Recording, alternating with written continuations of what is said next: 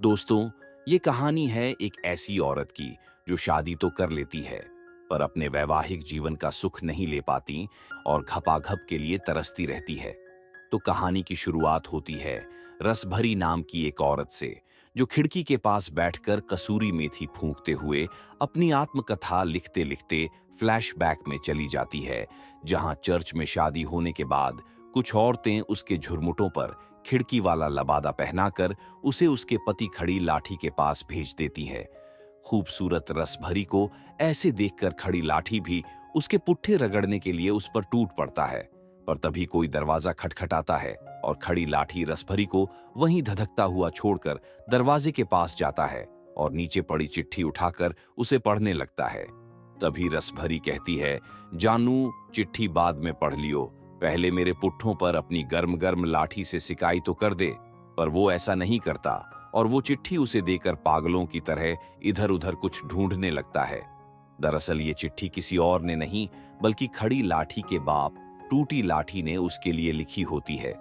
थोड़ी देर बाद इधर उधर ढूंढने पर उसे अपने बाप की एक खुफिया डायरी मिलती है, जिससे उसे पता चलता है कि उसका बाप, जो कि ब्रिटिश आर्मी में एक फौजी अफसर था, वो पहली विश्व युद्ध में लड़ाई के दौरान घायल हो जाता है, जिसे उसका नौकर गंढमांढू किसी तरह बचाकर आर्मी कैंप के पास बने अस्पताल तक वापस ले आता है और उसकी बहुत सेवा करता है और उसे बताता है कि लड़ाई में उसे ज्यादा तो कुछ नहीं हुआ, बस उसकी लाठी टूट गई है। अब कुछ दिन बाद थोड़ा ठीक होकर वो अपनी टूटी लाठी लिए अस्पताल से अपने घर पहुंचता है, पर लाठी टूटने की वजह से वो पत्नी मारले मेरी के धधकते शरीर को ठंडा नहीं कर सकता था। काफी सोच के बाद अपनी पत्नी की ठरक को मिटाने और अपने परिवार को आगे बढ़ाने के लिए एक रात अपनी जगह गंढमांढू की लाठी पर गर्म तेल लगवाकर उसे अपनी पत्नी के पास भेज देता है, जिसे अंधेरे की वजह से उसकी पत्नी पहचान नहीं पाती और मार ले मेरी कहते हुए उसे रज रज के देती है। अगले दिन पति से रात को हुए घपाघप की बात करते हुए वो गंढमांढू के चेहरे पर लगे निशान देखकर समझ जाती है कि रात को इसी ने मार ली मेरी ओर इस तरह खड़ी लाठी दुनिया में आ जाता है। फिर एक दिन टूटी लाठी कुछ पैसे देकर गंढमांढू को शिकार खेलने के लिए भेज देता है, जहां मौका मिलते ही वो गंढमांढू की गेंद में गोलियां भरकर उसे ऊपर पहुंचा देता है। ये सब सुनने के बाद रसभरी खड़ी लाठी से कहती है कि जो हो गया उस पर मिट्टी डाल और जल्दी से मेरे बिल की मिट्टी को खोदकर बाहर निकाल। पर अब वो अपने सामने खुली झुरमुटों की झाड़ियों को देखकर भी उसकी खुदाई नहीं कर सकता था, उसमें अपना बीज नहीं डाल सकता था, क्योंकि डायरी को पूरा पढ़ने के बाद उसे ये गलतफहमी भी हो जाती है कि रसभरी दूर के रिश्ते में उसकी बहन लगती है। ये सब देखकर खड़ी लाठी का दिमाग भंड हो जाता है और अगले ही दिन वो रसभरी को साथ लेकर पेरिस जाने के लिए ट्रेन से निकल जाता है। रास्ते में उन्हें चुस्सू नाम का एक आदमी मिलता है, जिसकी टिकट भी उसी डब्बे की थी जिसमें वो दोनों सफर कर रहे थे। उनसे थोड़ी बातचीत करने के बाद चुस्सू रसभरी को चूसने का इशारा करने लगता है और मौका मिलते ही वो उसे कैसे रगड़ेगा ये भी रसभरी को बताने लगता है, जिसे सुनकर रसभरी भी गर्म होने लगती है। पर तभी खड़ी लाठी वहां आ जाता है और दोनों आराम से बैठ जाते हैं। पेरिस पहुंचकर चुस्सू किसी न किसी बहाने से रसभरी के नजदीक रहकर उसे चूसने की कोशिश करता है, पर कामयाब नहीं हो पाता। फिर एक दिन वो रसभरी को फोन करके मिलने के लिए बुलाता है। पहले तो रसभरी उसे मना कर देती है, पर उससे अपने बदन की तारीफ सुनकर रसभरी की हवस के कीड़े कुल बुलाने लगते हैं और वो चुपके से उससे मिलने के लिए निकल जाती है। पर वहां पहुंचकर वो उसके सामने नहीं आती और उसे छुपकर देखने लगती है। तभी वहां से गुजर रहे एक आदमी को देखकर रसभरी उसका पीछा करने लगती है और एक चर्च में पहुंच जाती है, जहां वो अपने इस पाप के लिए पादरी से माफी मांगती है। कुछ दिन बाद बहाने से चुस्सू खड़ी लाठी और रसभरी को अपने साथ ट्रेन के एक रोमांचक सफर के लिए ले जाता है, जहां चुस्सू खड़ी लाठी को टुन करके ट्रेन का इंजन चलाने के लिए भेज देता है और मौका पाकर रसभरी के संतरों का रस निचोड़ने पहुंच जाता है।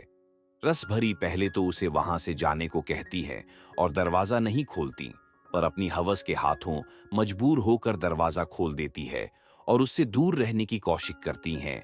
पर खुद को रोक नहीं पाती और मौका मिलते ही चुस्सू को चूस कर उसके सामने खोलकर लेट जाती है और उसे अपनी सील तोड़ने को कहती है। ये सुनकर चुस्सू रुक जाता है और उसे कहता है कि मैं तो टूटी हुई सील में हथौड़ा मार सकता हूं। पगली, मैं ये पाप नहीं कर सकता। मैं कभी किसी कुंवारी सील को नहीं तोड़ता। और वो ये कहते हुए वहां से चला जाता है। ये सब देखकर रस भरी पागल सी हो जाती है और खुद को खुशी देने के लिए वहां पड़ी नींद की दवा पी लेती है, जिससे और कुछ तो नहीं होता, वो बेहोश हो जाती है। कुछ समय बाद अपने एक हैंडसम ड्राइवर छोदू को देखकर रस भरी की हवस के कीड़े फिर से कुल बुलाने लगते हैं। अगले दिन चर्च से वापस लौटते समय उनकी गाड़ी खराब हो जाती है।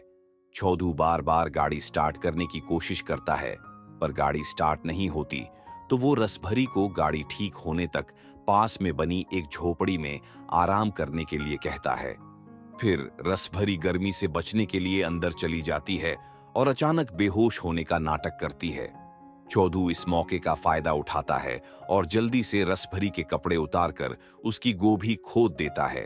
अपना काम निपटाने के बाद छोदू एक ही बार में गाड़ी स्टार्ट कर लेता है। ये देखकर रसभरी कहती हैं कि तुमने मेरी मारने के लिए गाड़ी खराब होने का नाटक किया। तब हमें पता चलता है कि छोदू ने पहले ही ये प्लान बना लिया था, क्योंकि एक रात घर में काम करने वाले एक नौकर ने उसे बता दिया था कि रसभरी अभी तक कुंवारी है और वो दोनों पति पत्नी अलग अलग कमरे में सोते हैं। अब चोदू रोज उसी झोपड़ी में रसभरी को खोदने लगा। उधर खड़ी लाठी अपना गम भुलाने के लिए सेना में भर्ती हो जाता है और इधर चोरी के आरोप में छोदू को जेल हो जाती है। एक दिन अपनी सहेली के साथ घूमते हुए रसभरी उसी झोपड़ी के पास पहुंच जाती है, जहां अंदर झांकने पर उसे पता चलता है कि उसका पति खड़ी लाठी वहां किसी और को लपेट रहा है। दोनों में झगड़ा होता है। वो अपने पति को छोड़कर चली जाती है। अब रसभरी फिर से अकेली पड़ जाती है। कुछ दिन बाद खड़ी लाठी रसभरी को अपने घर बुलाता है और उसे पुरानी बातें भुलाकर उसकी गोभी खोदने का ऑफर देता है।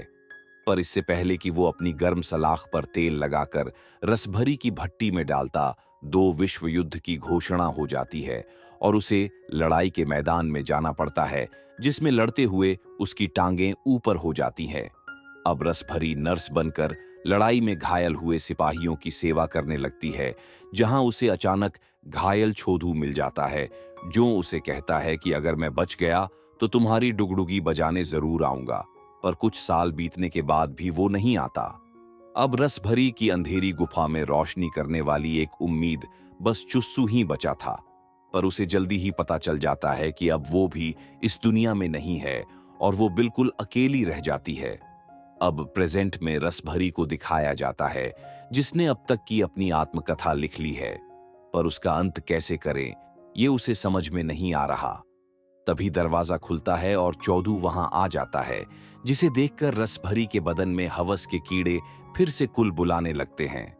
पहले तो वो उसे वहां से चले जाने को कहती हैं, पर उसे जाता हुआ देखकर रोक लेती है और छोदू उसे अपनी गर्म सलाख से गोद देता है और फिल्म वहीं खत्म हो जाती है। धन्यवाद।